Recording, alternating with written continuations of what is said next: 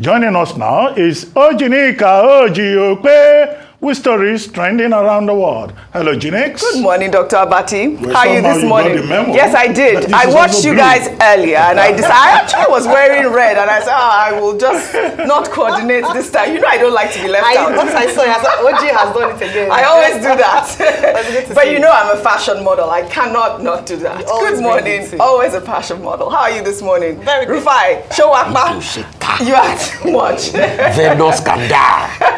Well, good morning to you viewers. Let's begin what's trending. In the United Arab Emirates, where heavy thunderstorm rains on Tuesday caused the cancellation of several flights and significant damage across the country, according to the National Centre of Meteorology.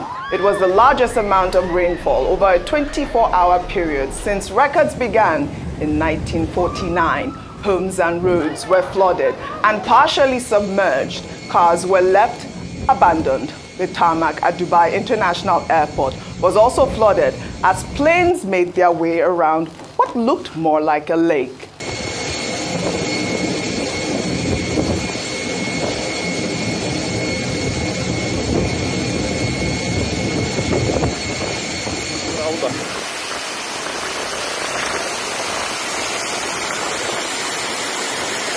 So bad. This is Mudon Al-Salam Sea. This is the inside of my downstairs. The whole downstairs is looking like this. And there's literally nothing we can do. We can't stop the water.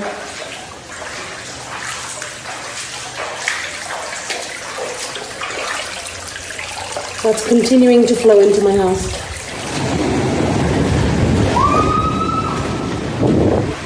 Now, also in Dubai, we see this flooding occur. I mean, like I read earlier, it's one of the largest storms that happened yesterday. You saw the plane as well. I mean, the airport was closed down. Emirates have cancelled flights, I believe, as well. I mean, much ado about climate change, really. That's always all what it is.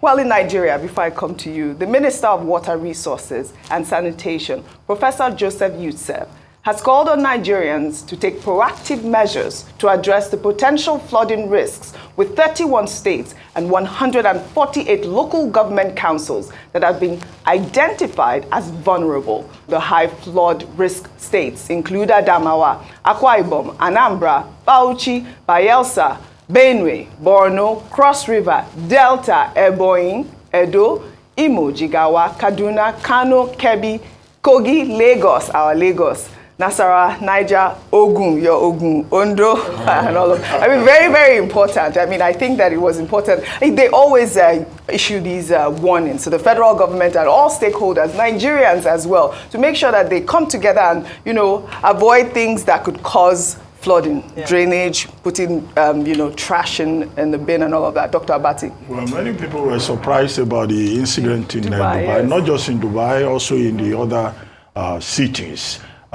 People say, well, it's supposed to be the desert. Yes. But, you know, there's climate change, yes. But there's also man-made climate change, you know, because in Dubai, the meteorological center there, they have what they call cloud seeding. You know, a cloud seeding program that they've been embarking upon since 2002, you know, which is a way of inducing additional rainfall. And this time around, what happened from Monday to Tuesday, 2 years worth of rainfall in just 2 days, from Monday morning till 10 p.m. Tuesday evening, with all the effects that have been reported, with the Dubai International Airport having to even divert traffic. But the one we should also worry about more is that of Nigeria. As you said, Ojineka, look, every year we are told, there will be so inches of rainfall in Nigeria. States will be flooded. People living in the low-lying plains, you know, around rivers, Niger and Benue, should relocate to upper ground. One, people will not listen. No. Two, the various ministries will come and say, well, you know, we are checking the drainage and there will be heavy rainfall in Lagos State during this year. At the end of the day, the rainfall will still come. The roads will be flooded because the drainage will not be as free as expected, despite the effort of government. What is worse is that every year, Lagdo Dam releases water. The Cameroonians will have given us advance notice that they will be releasing water from the Lagdo Dam. And then when it happens, states, within the middle belt of Nigeria get flooded. Not as a result of the fault of the Cameroonians, but because we have not done our own part here, over the years. Then, of course, occasionally in some years, we're told water will also be released from Onyon Dam. And then it will happen. And then, parts of Lagos State and Ogun will get flooded. I think these early warning signs that the Nigerian governments give, both at the state and the subnational level, while it is useful for the purposes of people who have been recruited to do the work in that area, the fact that every year we go through the same experience, is what is embarrassing about it. And the fact that even when they advise people to leave low-lying plains to the higher ground, the people will say, no, their God will protect them. When what we're facing, either in Dubai or here in Nigeria, is just this perpetual conflict between man and the elements. Absolutely, absolutely. All right, before I take our Nigerian story, I wanted to highlight the story in the United Kingdom, where two Nigerian professors, Olutayo Adeshina and Abubakar Sani, have been awarded £1.7 million in research grants by the British Academy to undertake research projects on Nigeria's historical and cultural domain. Adeshina and Sani, along with 8 other professors from across the world, were announced as recipients of the British Academy Global Professorship Award, which aims to foster collaboration between leading international researchers and UK-based institutions. Dr. Adeshina, who is a professor of history at the University of Ibadan, received £879,000 to work with the University of Manchester during his study, which is to begin this year, while Abubakar Sani, who is a professor of archaeology at the Ahmadu Bello University in Zaria, received £892,000 for his research project with the University of East Anglia. I mean, this is fantastic. I mean, we should applaud these two professors. They definitely deserve it. I mean, Professor Adeshina, obviously, he's a historian. He's going to find ways to draw the connection between, nationalistic history, with academics, and as well, Sani is going to be improving our museums with his archaeology. Congratulations to both of them. We'll take another story. A former Enugu State governor, Dr. Okwesilieze+El-Rufai, has stirred up a debate online after he stated during an interview that the Igbos created many states in Nigeria, including Lagos and Kano. Dr. Okwesilieze spoke to Symphony TV, where he also addressed several issues, including what he termed as the marginalization of the Igbos. Well, let's take a look before we come back for a discussion. Recently, the gentleman who was championing Oduduwa Republic and was incarcerated in a neighboring country has been released and is free and is traveled abroad.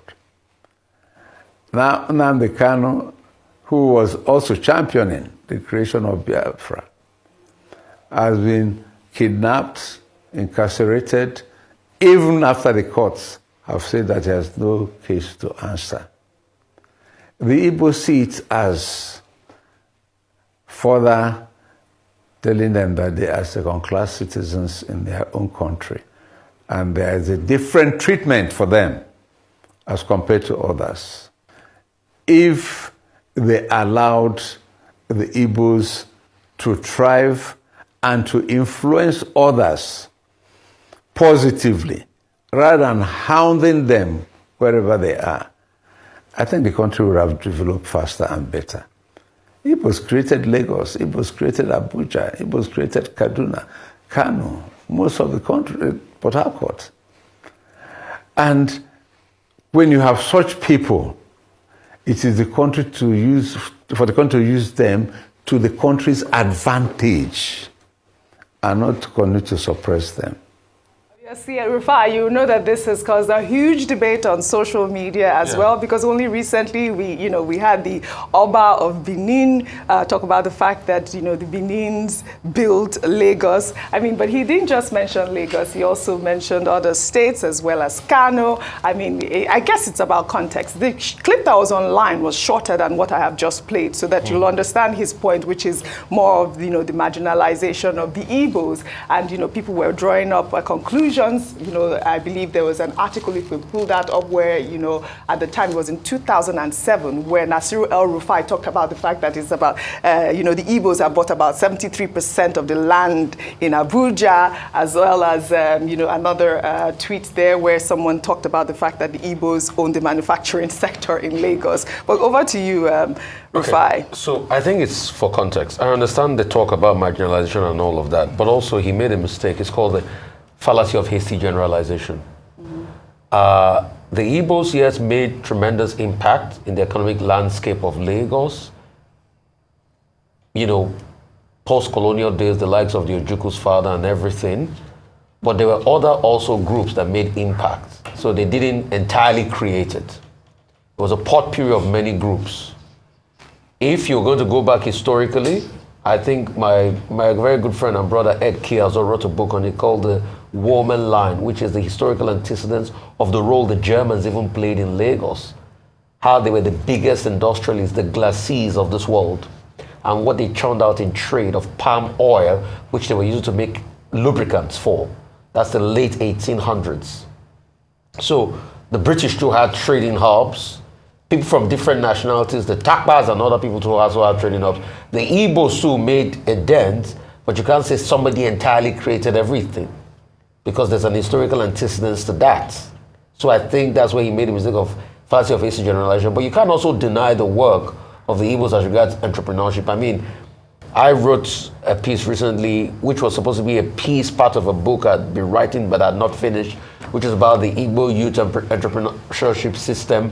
Things like the Nnewi Youth League that came up in the 40s and the 50s, where people were given the chance of trading and things like this. And things about the Nnewi Youth League snowballed into what we call the Igba Boy today, the apprenticeship system and all of that. Yeah, that made a dent on the economies of this area, as it mentioned, but entire creation, you cannot take credit for entire creation. That's why it says a fallacy of hasty generalization, because across board, many other parts, where would you put the Tayolowo there? Although he played a role in the slave trade, which he has his monuments there on the Lagos Island where he's buried. Where would you put the likes of the Madame Tinubus of this world? They played some. Where would you put the likes of the Darochas? These were the Agudaos that returned, that were enslaved during the Kiriji and Jalumi wars. They got some inroads into Brazil. They came back as slaves. They came back to develop Lagos, the Waterhouse. As at 1912, 1913, I think that was about the only place where you could get some water and people could buy water. So where would you put the role of that? Where would you put the role of the Eshubaye Lekos, and the water bill in Lagos? Where would you put those historical antecedents? The Igbo played a role, but entire creation, no, it's a fallacy of hasty generalization. Where will you even put the role of the Benin, that it goes straight back, as because historical antecedents? I'm sure that was what the Oba was trying to say, but he also made a fallacy of hasty generalization, because you also have the likes of their Aworis and the other people there. So it's a potpourri that came together. All right. I'd like your thoughts quickly. Very quickly, I just want to speak to what he said, the key points of marginalization, or this feeling of marginalization by Igbo, by the Igbos in Nigeria. And then he went on further to say that, the reason why we should acknowledge is that they created. I think Rufai has spoken to that. But in terms of marginalization, Oji, it's not just a feeling, it's not a conversation that's coming up for the very first time. We've heard this a number of times.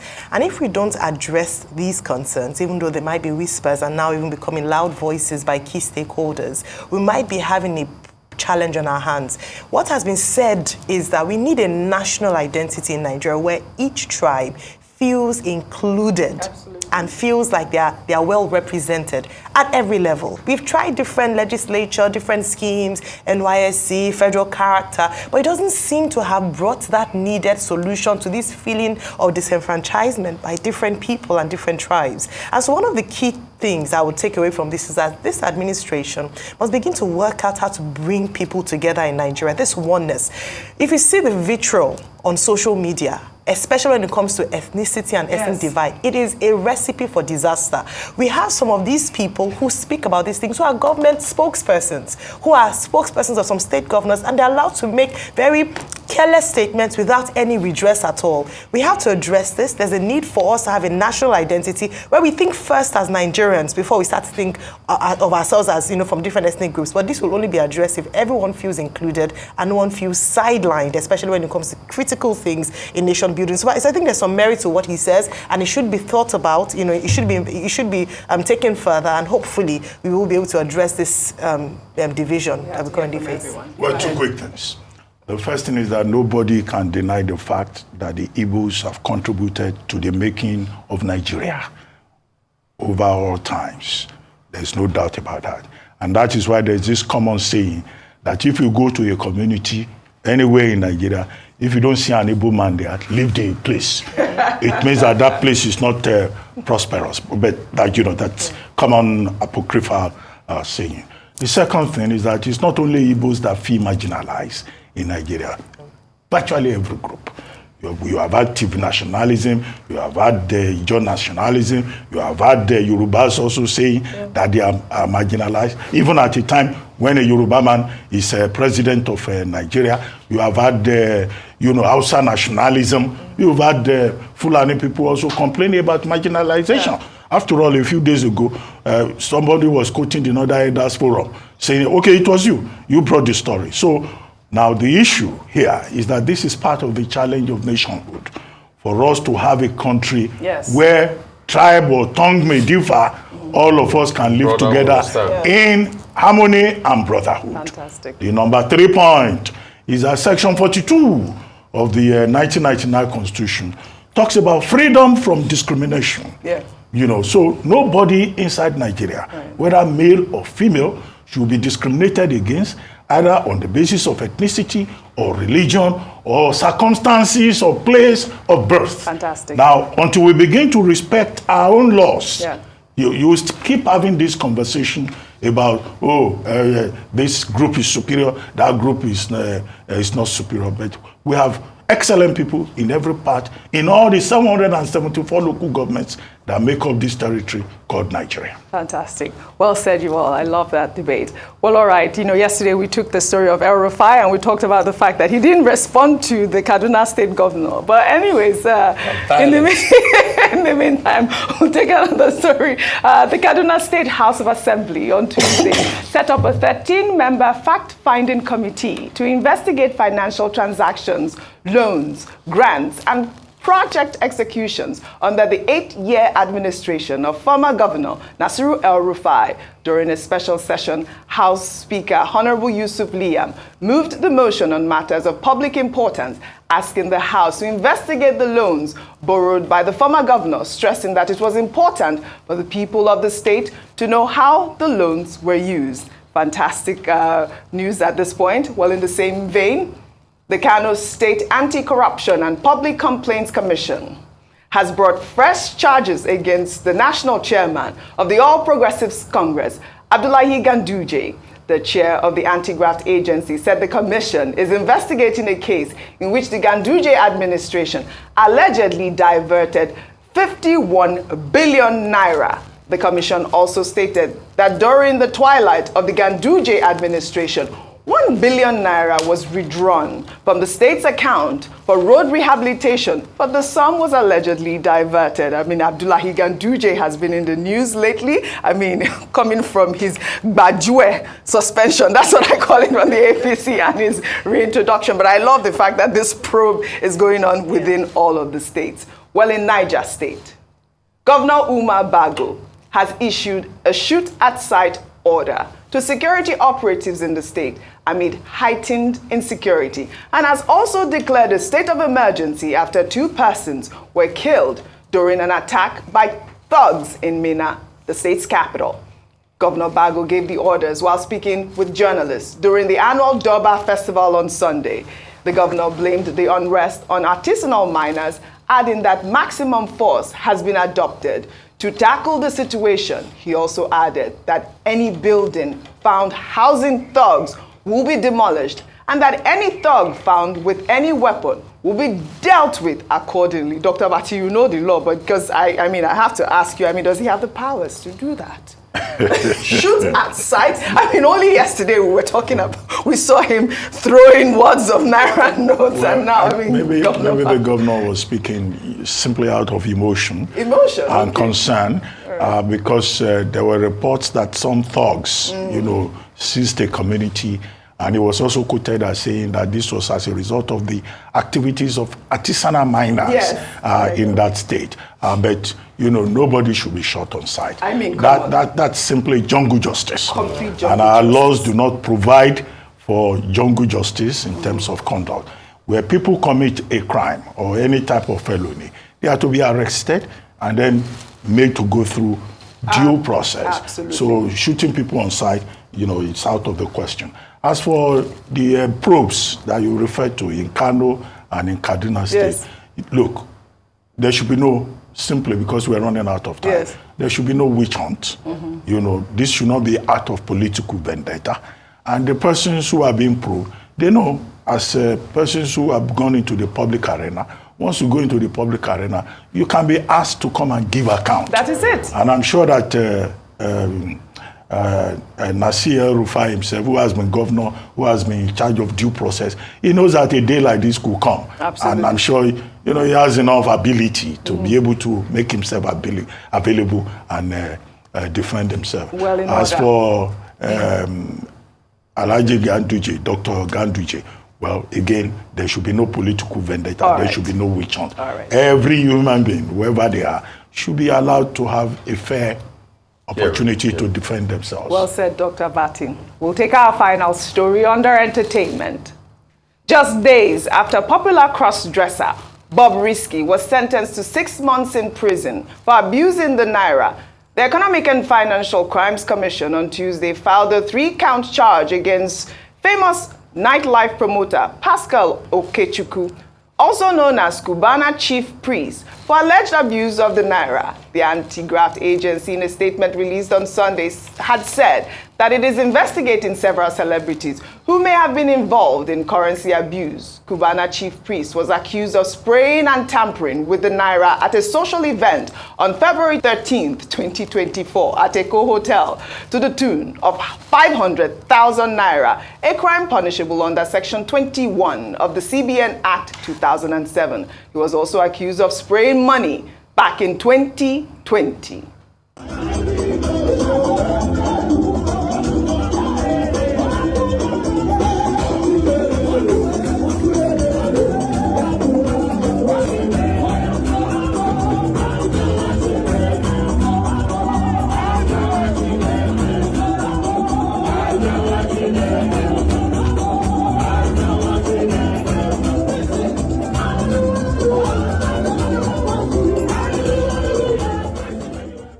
All right, you just said he's been granted bail, but he pled not guilty, just so you know. So if there's anything to go by, what I just said, so you can see the difference between the case and the other man. Right. Yes. You see, the other man was kept in, ostracized before he was finally prosecuted.